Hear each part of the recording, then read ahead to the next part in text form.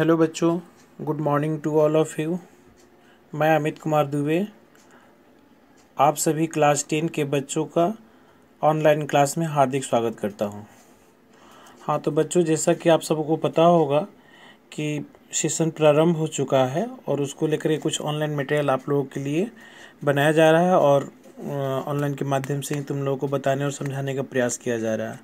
ठीक है बच्चों, तो जैसा कि मैंने तुम लोगों से बोला था कि हम लोग इसमें सिविक्स का यानी कि पॉलिटिकल साइंस की जो बुक है उसमें चैप्टर नंबर 1 से हम लोग प्रारंभ करेंगे।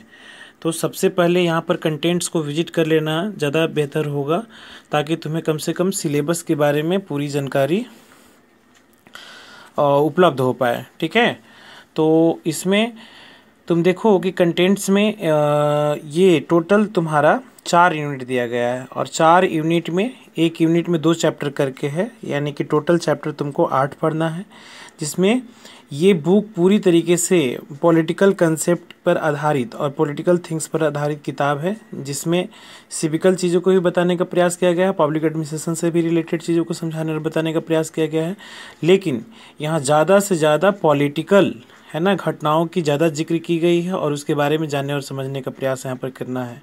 ठीक है, जैसे देखो यहाँ पर यूनिट 1 में तुम देखोगे पावर शेयरिंग, जिसको हम लोग सत्ता की साझेदारी कह सकते हैं। ठीक है, फेडरलिज्म हो गया, संघवाद इसको हम लोग कहते हैं।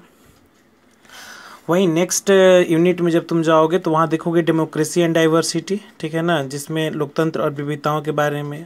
अब ये चैप्टर जो है डेमोक्रेसी एंड डाइवर्सिटी ज़्यादा समझना हो तो भारत से बेहतर कुछ नहीं। भारत तो विविधताओं से भरा हुआ देश है, full of diversity. India is a country है ना which is full of diversity, जो विविधताओं से भरा हुआ देश है। और यहाँ पर हम पॉजिटिव एस्पेक्ट के साथ पढ़ेंगे डाइवर्सिटी, और वही चीज़ों का यहाँ पर निगेटिव अप्रोच के साथ ही जानने और बताने का प्रयास किया गया है कि कैसे जेंडर, रिलीजन और कास्ट के बेस पर अगर हम किसी के साथ डिस्क्रिमिनेशन करते हैं तो देखो पॉजिटिव जो हमारे डिफरेंसेस होते हैं उसको हम डाइवर्सिटी कहते हैं, और जब हम निगेटिव अप्रोच के साथ किसी व्यक्ति के साथ में अगर हम डिस्क्रिमिनेट करने का, डिफ्रेंशिएट करने का प्रयास करते हैं तो उसको हम लोग ना ये डिस्क्रिमिनेशन कहते हैं, भेदभाव कहते हैं।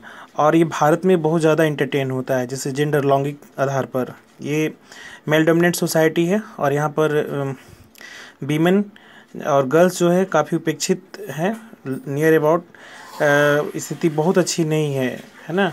इसके बाद में धार्मिक टीका टिप्पणियों से भरा हुआ माइनॉरिटी को लेकर के अन्य तमाम प्रकार की बातें यहाँ पर होती रहती हैं।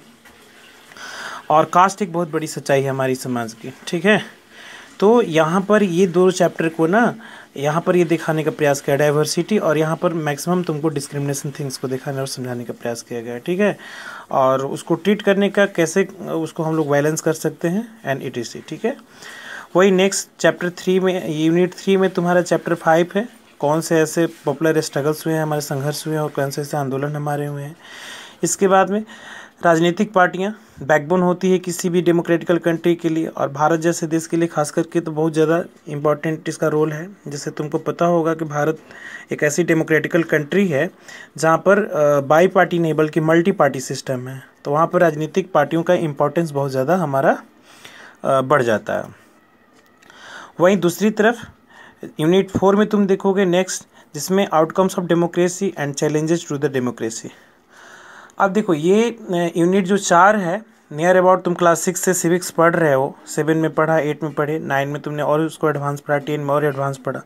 तो जब आप 6 में आए थे तो डेमोक्रेसी से इंट्रोडक्शन आपका हुआ था। ठीक है, बट यहाँ अब तुमको अब ये डेमोक्रेसी काफ़ी अच्छे से मैच्योर हो चुके हो, तुम लोग जान चुके हो, समझ चुके हो, काफ़ी एडवांस स्टडी कर चुके हो।